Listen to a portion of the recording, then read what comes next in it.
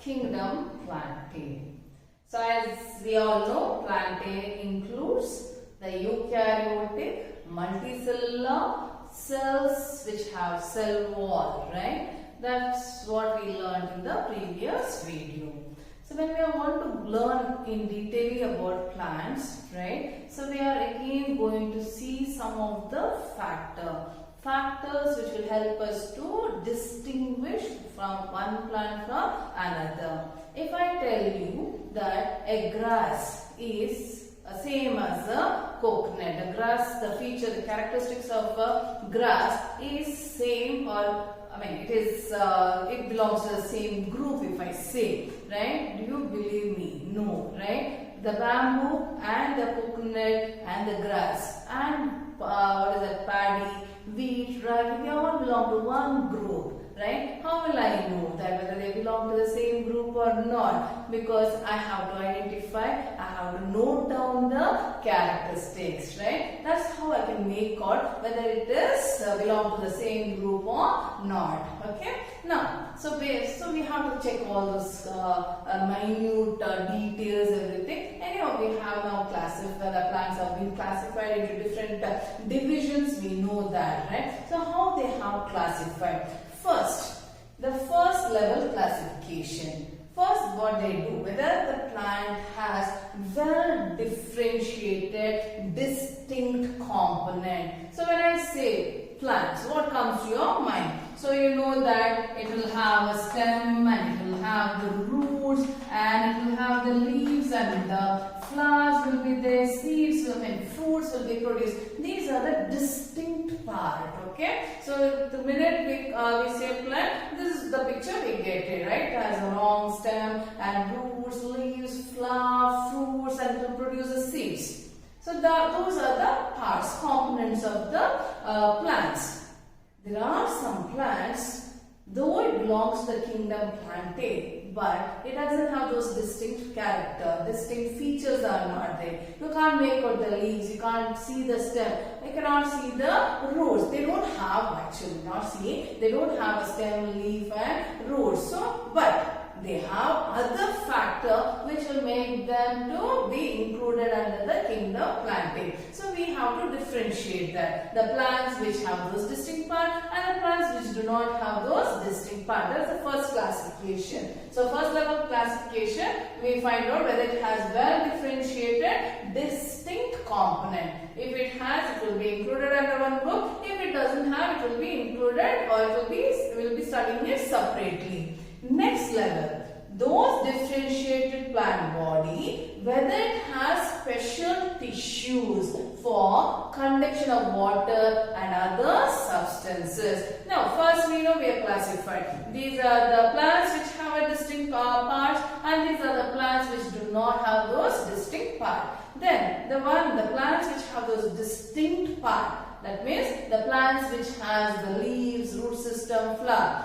Whether those plants have tissues to conduct water and food and other substances. That means whether it has xylem or phloem. So based on that, again we are going to separate. Those plants which have xylem and phloem will be studied separately and the plants which don't have will be studied separately, right? The one which have will be included under different division and which do not have that tissue, that is vascular tissue, will be put under a different category. Then further classification looks at the ability to bear seeds and whether the seeds are enclosed within fruits.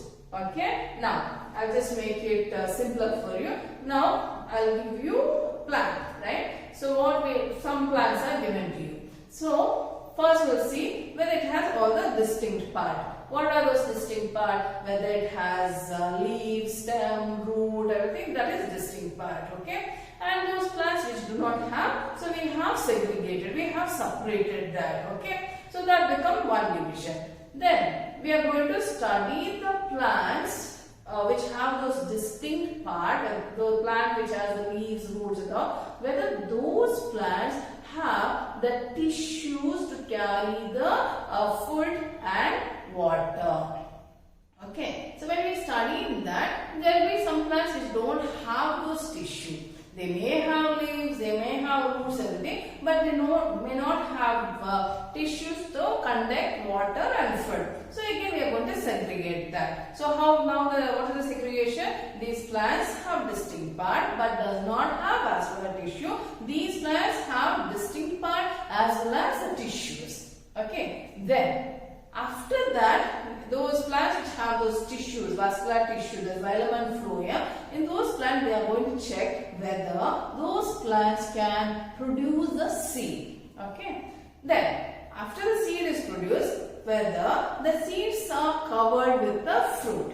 So that is again we are going to classify. Because of these features what we are going to identify and study, so we have the 5 division. We have 5 division in the plant kingdom. Okay, which are those division? It includes Thallophyta, Bryophyta, Pteridophyta, Gymnosperms and Angiosperm. Now let us begin with Thallophyta. Let us start with the division Thallophyta. So when we learned, right, that is plant, it is differentiated whether it has those distinct part. That means, whether it has leaves, stem, root. Okay, and the plants which do not have. So Thallophyta comes under that section or division of plant which do not have those parts. Those parts are not there. It doesn't. You can't see their leaves or stem or root. It is just a flattened structure. You all have seen it, right? That is when you that in a pond or a lake and all, it forms that green color substance which you can remove it and you can break it into pieces, right? It is mucilaginous, it is slimy, right? Algae, right? So wherever you find that moisture, right? Moistness is there or dampness is there, you find algae growing. Now we can just see that in the pot. Now it has rained. You can see that greenish layer on it and it will be slippery. That is algae, right? When you look at that algae, can you make out any leaf? You can't make out leaf or a stem. It's just a flattened structure.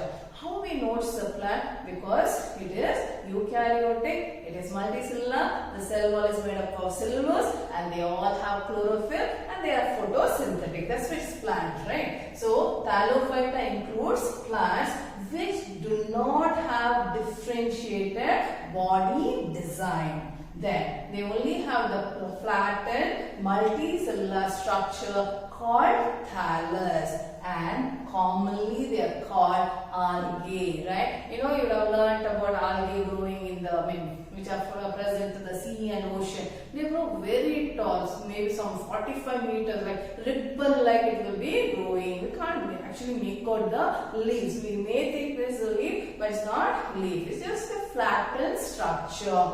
Predominantly it is aquatic. They are all aquatic. They are present in water. They may be present in fresh water or they may be present in the marine water, the sea and ocean.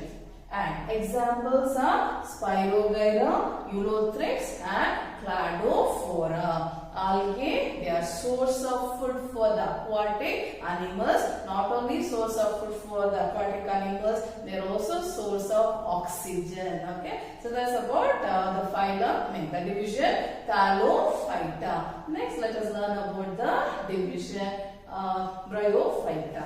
Is Bryophyta.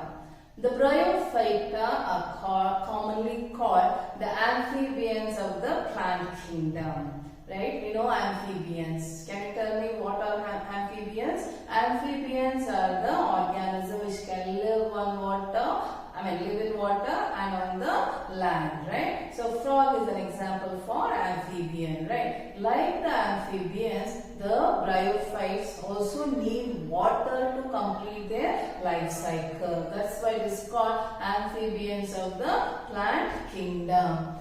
The plant body here commonly shows a differentiated leaf-like structure and stem-like structure. We cannot say, we can identify leaf but it's not exact leaf. So that's why it is called leaf-like structure and stem-like structure. So the plant body is commonly differentiated to form stem and leaf-like structure. So we don't say it has stem and it has leaf. We don't say, we refer it as leaf-like structure and stem-like structure because they don't have the tissue. The tissue for conducting water and other substances, that is food and other substances. It doesn't have the vascular tissue. That's why it is not a complete plant. But compared to algae, Thallophyta, there is a transition. There is a change, right? It has evolved. The algae, it is just flattened structure. But the next division, what we see, Bryophyta, it forms that leaf-like structure. It is maybe when you all have seen, it's very tiny plants. Now, like after when it has rain, you can just go and observe near your place where you have planted some plants or your home, kitchen garden, everything, or the pots. After, you can see the small tiny plants growing. It looks like a carpet, okay? And just we take one slice of it, you can see so many tiny plants, and you can identify the leaf-like structure and stem-like structure.